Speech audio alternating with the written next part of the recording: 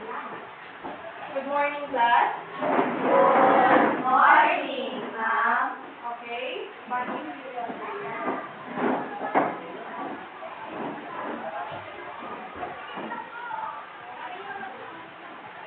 Dear Lord, I give thanks for this new day. I ask for your guidance and protection as we navigate the hours ahead. Grant us strength to face challenges and wisdom to make good choices. Help us to be kind and compassionate to others. Also, please guide Teacher Mary in her demo for today. May her demo turn out great. In Jesus' name, amen. Thank you, Bunny. Before you may take your seat, please pick up those pieces of trash under your chair and put it on your side. If you're done, you may now take your seat. Okay, anybody's the best who is absent today? Sino ang mga absent? Okay. Milan? Okay. Grasadea? Ingrid Nicole? EJ? Aquino Rachel? Okay. Si Daniel Joy? Clara Joy? Yumi? Angie? Ronaline? Donaline? Bunny? Crystal Kane? Dian? Okay. So, for the objectives of our class, of our lesson,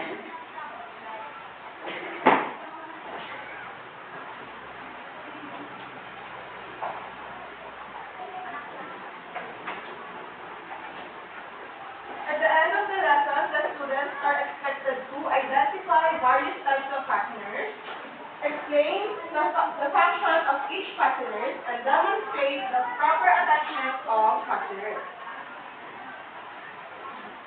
Let's have a short review. Last time, we discussed about assembling sleeping garment parts, right? Yes. We have also learned those sewing tools that are needed in assembling sleeping garments. Will you please one example of those tools, Ingrid? Example ng mga tools na ginamit nyo nung assemble kayo ng pajama. Okay? Bunny? Okay, measure. Okay, Lara? Okay. How about Crystal? Okay. Milan? Okay. All of your answers are correct. Here are the sewing tools and materials that are needed in assembling sleeping garment parts. The tape measure, French curve, hip curve, hip curve, ruler, scissor, heel, and thread weaver. For the materials, nagamit kayo ng fabric, butter, and thread. Alright class, today we are going to start with a fun activity to get us excited about our new lesson. I have prepared a mystery box. Ito yun. And inside it has a different item that you will be learning about. But here's the catch. You won't be able to see what's inside. Okay, ngayon, ang magiging magkakagrupo na lang, kayo na ang Group 1, Group 2, Group 3, and Group 4. Yung mechanics ng game, bubunot kayo ng isang material na nandito, nakasalalay sa inyo kung kayo ay mananalo. Ngayon, kung sino yung may pinaka-mabilis na oras na makakahula, sila yung mananalo. Siyempre. Okay, Group 1. Bali, sino yung magsusulat at magpapahula?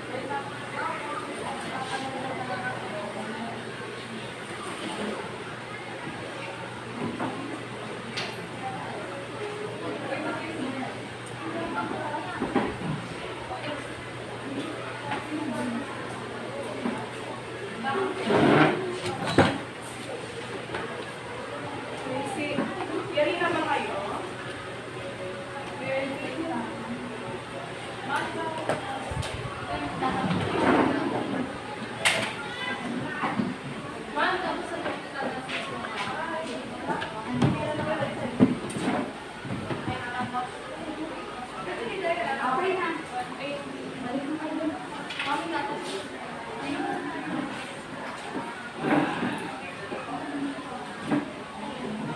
Okay, upo na kayo, class.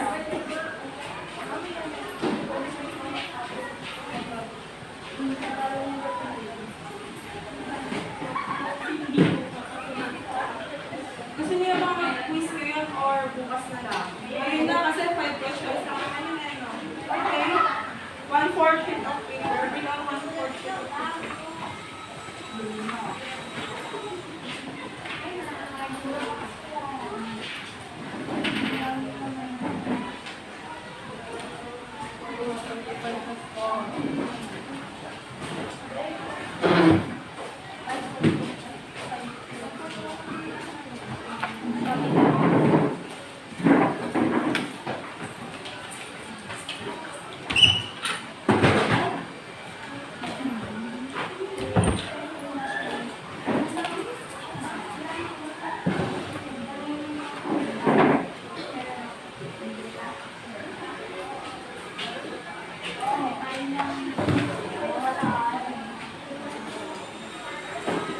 For your quiz,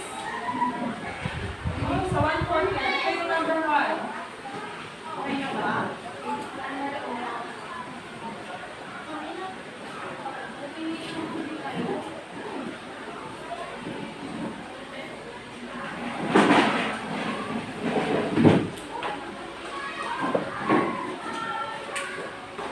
Type na natin ang correct answer natin.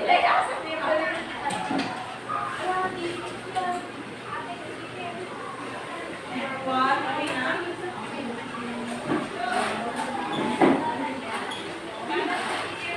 Okay na sa number 1. Customer uses interrogative to secure fabric together. A. Bottom. B. Zipper. C. Snap. D. Hook and eye.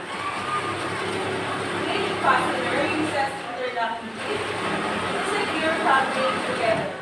A. Bottom. B. Zipper. C. Snap. D. Hook and eye.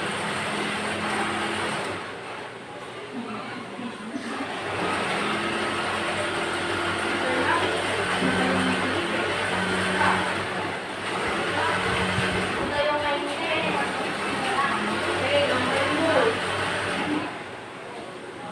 What type of fastener is often used for baby clothing due to its ease of use? A. Hook and eye. B. Snap. C. Zipper. D. Bottom. What type of fastener is often used for baby clothing due to its ease of use? A. Hook and eye. B. Snap.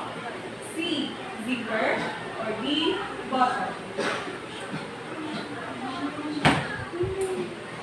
Okay, number 3. Which type of fastener is commonly found on the trousers or pants? A. Snap. B. Button. C. Zipper. D. All of the above. Which type of fastener is commonly found on the trouser? A. Snap. B. Button. C. Zipper. D. All of the above.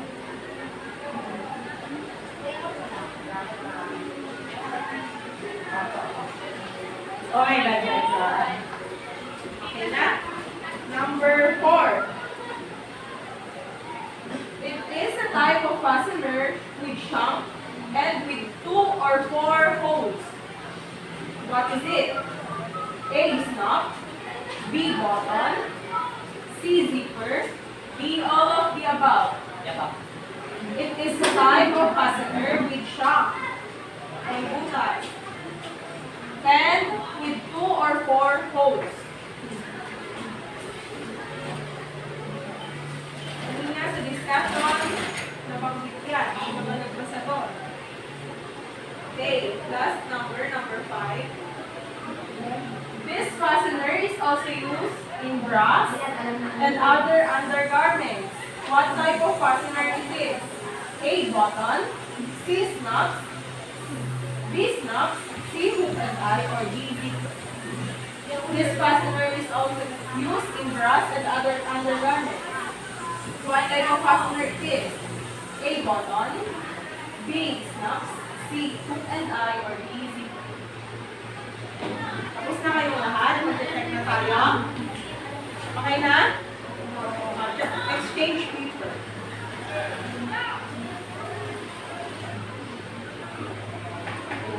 Ito yung sagot.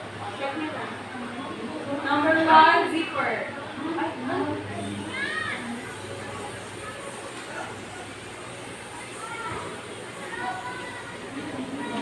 Number 1, boy. Number 2, snaps, boy. Number 3, all of the above. Number D, all of the above. Number 4, B, bottom. Number 3, C, hook and eye. Trouser pants or trouser pants. Lagi ka diba? Trouser pants. Okay? For your assignment, picture nyo na lang. For your assignment, search at least 5 other kinds of fastener and give their function. Write this on a one full sheet of paper. This will be submitted tomorrow. You can use the links below for your reference. Scan nyo na lang yung mga.